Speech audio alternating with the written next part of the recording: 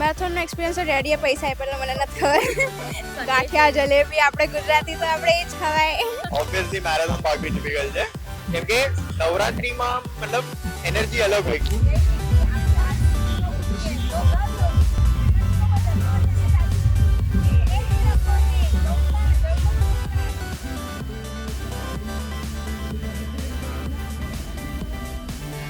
શિયાળાની વહેલી સવારે જો કોઈ તમને એવું કહે કે આખું અઠવાડિયું કામ કરીને પછી તમારે રવિવારની સવારે 2 વાગે 3 વાગે ઉઠીને 1 કલાક ટ્રાવેલ કરીને દોડવા માટે જવાનું છે તો તમને એવું લાગશે કે ના, મને મારા આખા અઠવાડિયાનો થાક ઉતારવો છે અને મને મારી શિયાળાની સવાર અને ગોદડું ખૂબ જ વહાલું છે.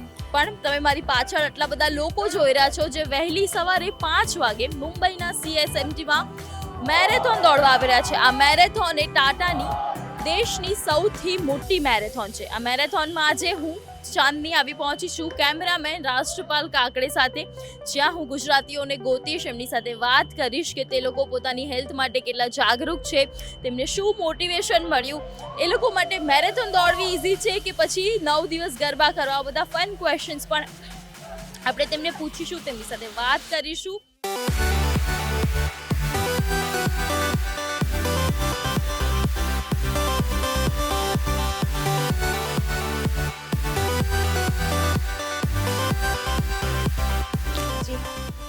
ક્યાંથી તમને મોટિવેશન મળ્યું મેરેથોન? મારા પપ્પા 10 વર્ષથી ભાગે છે આ ટાટા મેરેથોન, તો લાઈક આ વર્ષે આપણે બી ટ્રાય કરી લઈએ. ઓકે, સો આજની જનરેશન છે, they are more into not, they are not early bird, night owl kind આપણે કહી Right. શકાય. We are Gen Z. Yeah. So આટલી સવારે વહેલી ઉઠીને અહીંયા સુધી આવવું કેટલું ડિફિકલ્ટ હતું અને તમને શું મોટિવેટ? એમ તો મને ડિફિકલ્ટ નહીં લાગ્યું કેમ કે હું બેય છું, ક્યારેક આમ ક્યારેક આમ, તો એવું કંઈ નહીં લાગ્યું. But coming here was actually fun કેમ કે મને ભાગવું હતું એકવાર proper marathon which I have not run yet, તો એટલે મોટિવેશન આવી ગયું એમને. ઓકે, સો તમારા શૂઝ મોંઘા છે કે મેરેથોનનો એક્સપિરિયન્સ? મેરેથોનનો એક્સપિરિયન્સ તો ડેડીએ પૈસા આપ્યા મને નથી ખબર. મારા હિસાબે હમણાં શૂઝ કહી દઉં. મેરેથોન રમીને પછી સૌથી પહેલા what you want to have, dhokla or some healthy breakfast or ganthiya jalebi આપણે ગુજરાતી તો આપણે એ જ ખવાય. મુંબઈનું વેધર અત્યારે બહુ જ પોલ્યુટેડ છે, સો એના લીધે તમને એવું લાગે છે કે કંઈક અસર થશે, બ્રીથિંગમાં પ્રોબ્લેમ થશે કે પેલા જે એનર્જી નહીં રહે?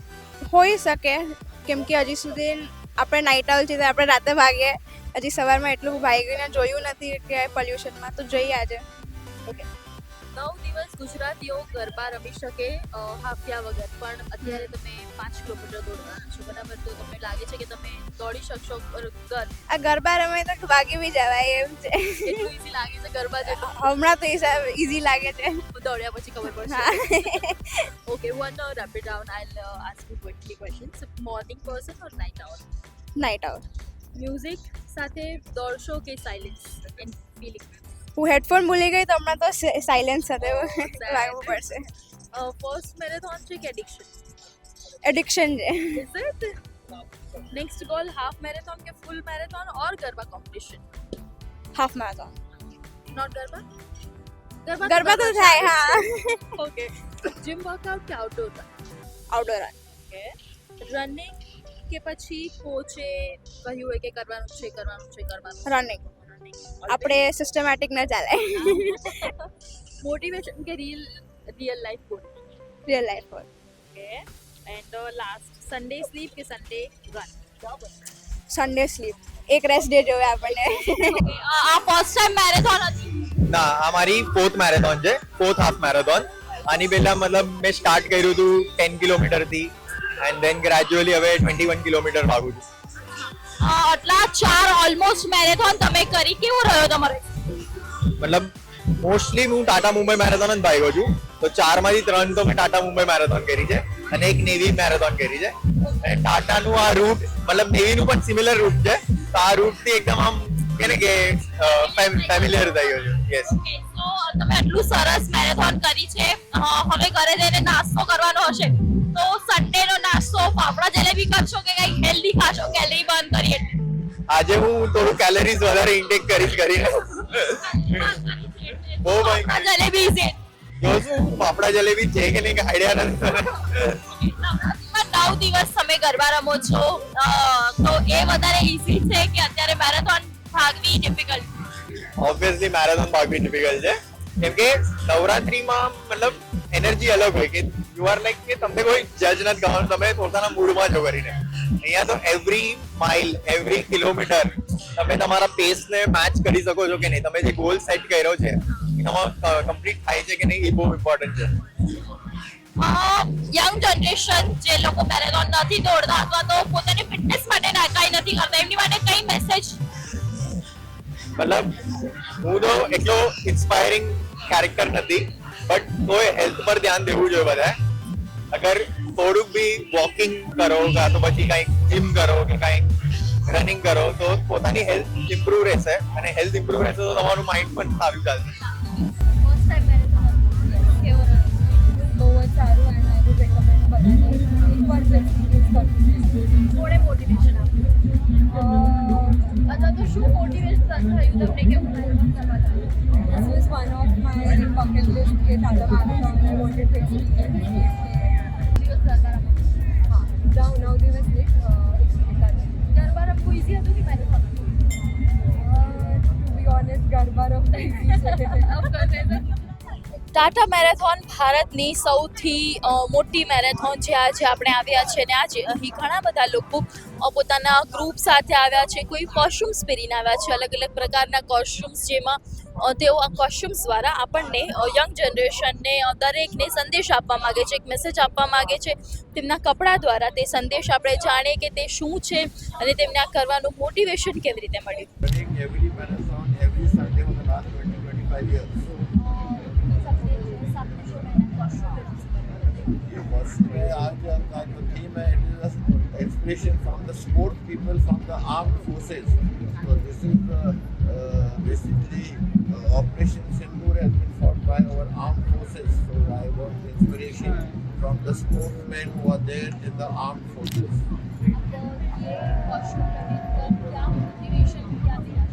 Motivation here that I am celebrating the success of all the armed forces who have fought Operation Sindoor and also a good word for our scientists and engineers who have won it with all the Indian robots, सब इधर होते हैं. Yes, designed by me. Me, I have my own business. I do business with the Indian Navy. Young generation को ये message दूंगा कि get up in the morning, walk, come for the marathon, breathe the free air, meet new people, you'll be healthy.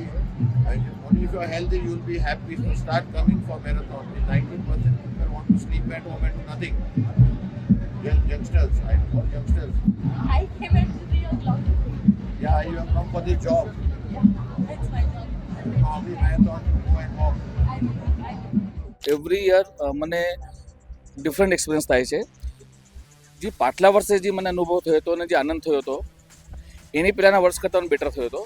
તો Tata marathon માટે એક વાત કહીશું કે આ એક ખાલી દોડ નથી, આ એક પર્વ છે કા, અને આમાં દોડીને એક આત્મીય આનંદ આવે છે. મતલબ તો એટલે હું હર વર્ષે આવું છું. મતલબ આજકાલના જેનઝી જનરેશન છે, અમારા જેવી યંગ જનરેશન છે, એ લોકો કમ્પેરેટિવલી એ લોકોને આળસી કહેવામાં આવે છે, વહેલા ઉઠતા નથી, કામ નથી, ઘણા બધા મિથ્સ છે. તમે એ લોકોને શું મોટિવેશન આપો? હું એક લાઈનમાં કહેવા માંગીશ કે એક વખત જે માણસ અહીંયા આવી જાય છે ને, નેક્સ્ટ યર પછી એને આવવાની જરૂર નથી પડતી, એ આપણા આ પાયા આવે છે.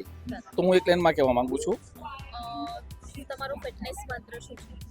ફિટનેસ મંત્ર સારું ખાઓ, સારો વ્યાયામ કરો અને રોજ તમે દોડો. 9 દિવસ ગુજરાતીઓ ગરબા રમી શકે હાંફ્યા વગર, પણ જો એમને 6 માળ ચડવાના હોય તો એમનાથી દરેક કોઈથી પણ ન થાય. તો તમે શું લાગે છે, તમે દોડી શકશો એટલું સરસ? હા, આમાં શું છે કે કોઈ બી કાર્ય કરવા માટે તમારે હેતુ હોવો જોઈએ છે. એ હેતુ તમને ખબર પડી ગયો. જેમ કે તમે કીધું ને નવરાત્રિમાં 9 દિવસ બધા ગરબા રમે છે, તેના માટે એક હેતુ છે. એ લોકોને એક મનમાં એ લોકોને ઉત્સાહ છે ચીજનો અને આનંદ આવે છે લોકોને. તો આને બી હું શરૂઆતમાં જ કીધું કે આને પર્વ રીતે તમે એને માનશો ને તમને, તો તમે આમાં બી આનંદ આવશે તમને. અને એકવાર આ ગ્રાઉન્ડમાં આવ્યા પછી તમારે દોડવાની જરૂર નહીં પડે કે ચાલવાની જરૂર નહીં પડે. તમે ઓટોમેટિક દોડશો, ચાલશો which I am sure. So this message હું આ બધા આપણા યંગસ્ટર્સ જેનજી જનરેશન દેવા માંગુ છું કે એક વખત આવો, પછી તમે નેક્સ્ટ ડે તમે ઓટોમેટિક આવશો. પછી તમે મુંબઈમાં અત્યારે બહુ જ પોલ્યુશન છે, સખત વાતો થઈ રહી છે, એના વિશે તમને લાગે છે કે તમારી દોડવાની સ્પીડ ઉપર એની અસર પડશે? દોડવાની સ્પીડ ઉપર તો સ્પીડ ઉપર નહીં પડે, પણ હા, આજે કોઈ બી ચીજ તમે કહેલી એના માટે પ્રત્યેક વ્યક્તિની જવાબદારી લેવી પડશે. ઠીક છે ને? હું યદि ઠીક છું તો દુનિયા ઠીક છે. તો સૌથી પહેલાં મારે સુધરવું પડશે, મારે સમજવું પડશે અને મારે આ ચીજને સમજીને એ ચીજને ફોલો કરવી પડશે. જેમ કે આજે અમે લોકો કીટ લઈને આવ્યા છીએ, અમને કેરી બેગ બી હતા અમારી પાસે, આ સેફ્ટી પિન આવી છે એના માટે નાના બેગ બી હતા, બટ અમે ઇન્શ્યોર કર્યું છે કે આ બધી ચીજો પ્રોપરલી ડસ્ટબિનમાં અમે લોકો નાખીએ કે ગ્રાઉન્ડમાં ક્યાંય બી નાખીએ. સો કોઈ બી સારી ચીજ પોતાથી સ્ટાર્ટ થાય છે તો પોતાથી સ્ટાર્ટ કરવી જોઈએ. મેરેથોનનું નામ આવે એટલે આપણા મગજમાં એક ઇમેજ ઊભી થાય. એ ઇમેજ મોસ્ટલી યંગ લોકોની હોય અથવા તો જે બહુ જ ફિટ હોય એમની હોય, પણ કોઈ 70 વર્ષથી ઉપરના સિનિયર સિટીઝનની ઇમેજ તમારા મનમાં શાયદ ભાગ્યે જ આવે. આજે અહીં મેરેથોનમાં સુરતથી એક દાદા આવ્યા છે, જેઓ ખૂબ ઘણા વર્ષોથી મેરેથોન દોડી રહ્યા છે. તેઓ કસરત કરી રહ્યા છે. તેમની કસરત જોઈને આપણને આપણી આંખો ચોંકી જાય તેવી કસરત. આ ઉંમરે 78 વર્ષની ઉંમરે તેઓ આ કસરત કરે છે. આપણે તેમની પાસેથી જાણીએ કે તેઓ આ કસરત કેવી રીતે કરી શકે છે, તેમને મોટિવેશન શું મળ્યું, તેમની લાઈફસ્ટાઈલ કેવી રીતે મેન્ટેન કરે છે, શું જમે છે, બધું જ. હું 84થી દરેક વર્ષે મેં રનિંગ કર્યું છે અને તે જમાનો 84થી વિધાઉટ પ્રેક્ટિસ મારી 36 વર્ષની ઉંમર હતી ત્યારે મેં પહેલી મેરેથોન શરૂઆત કરેલી. ને તે જમાના વિધાઉટ પ્રેક્ટિસ કંઈ નોલેજ વગર मैं अपने 42 किलोमीटर मैंने रनिंग किया था. उस जमाने में बहुत सी बार मैं દોડો છો આટલા વર્ષથી, તો તમે દોડવા માટે ઘણી બધી એનર્જી જોઈએ કે થાકી જવાય, હાંફી જવાય, એવું ન થાય એના માટે તમે શું જમો છો? બીજું આમ તો ઋતુ પ્રમાણે જે શાકભાજી મળે, જે ફ્રૂટ મળે કે હું તેનો ઉપયોગ કરું તે આમ જમું છું ને મને કોઈ જાતનું વ્યસન નથી. હું તે હિસાબે મારી બહુ ઘણી તંદુરસ્તી બહુ સારી છે. આજકાલના છોકરાઓ જનરેશન એ લોકો વ્યસન કરે છે, બહારનું જમે છે, જંક ફૂડ ખાય છે, મેંદો ખાય છે. આ બધાના કારણે એ લોકોની હેલ્થ ઉપર ખૂબ અસર પડે છે. તો તમે એમને શું કહેવા માંગશો? હું તો કેમ કે બહારની જે પણ ચાઇનીઝ આઈટમ છે, ઢોસા ને એવી બધી વસ્તુ છે તે બધું ઓછું કરી લાગે ને ફ્રૂટ ખાઓ. ફ્રૂટ ખાય તો આપણી તંદુરસ્તી થાય. સવારે થોડું વોકિંગ કરો, થોડી કસરત કરો તો તંદુરસ્તી સારી એને વ્યસનથી દૂર રહો. મને કોઈ જાતનું વ્યસન નથી. એટલે આવું મને આજે કેટલા વર્ષોથી મને કોઈ પણ જાતની બીમારી નથી, ડૉક્ટરનો કોઈ પણ જાતનો ખર્ચ નથી. અત્યારે મારે છે તો ઘૂંટણનો પ્રોબ્લેમ છે. તો આજે છેલ્લા 5-7 વર્ષથી હું મારે ચાલવાનો પ્રોબ્લેમ છે. થોડું 200 મીટર પણ મારે ચાલવાનું નથી, પરંતુ આ શોખને ખાતર હું સુરતથી રનિંગ કરવા આવ્યો. હવે રનિંગમાં પણ હું છે તો હું 80% છે તે વોકિંગ કરું છું, 20% રનિંગ કરું છું.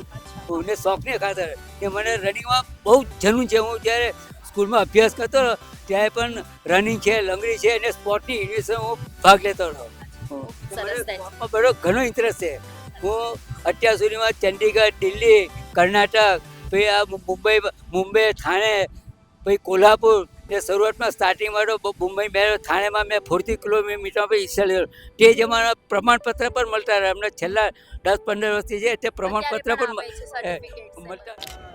આ હતી વાત ટાટા મેરેથોન 2026ની. કોઈ માટે આ જીત હતી તો કોઈ માટે આત્મવિશ્વાસ, કોઈ માટે સ્વસ્થ જીવનની નવી શરૂઆત. ટાટા મુંબઈ મેરેથોને ફરીથી એક વખત સાબિત કર્યું કે ફિટ રહેવા માટે કોઈ ઉંમરની જરૂર નથી હોતી. આ દોડ અહીં પૂરી થાય છે, પરંતુ ફિટનેસનો સંકલ્પ આપણા માટે અહીંથી શરૂ થાય છે. સો જોડાયેલા રહો મુંબઈ સમાચાર સાથે અને અમારી ચેનલને લાઇક, શેર અને સબસ્ક્રાઇબ કરવાનું ચૂકશો નહીં.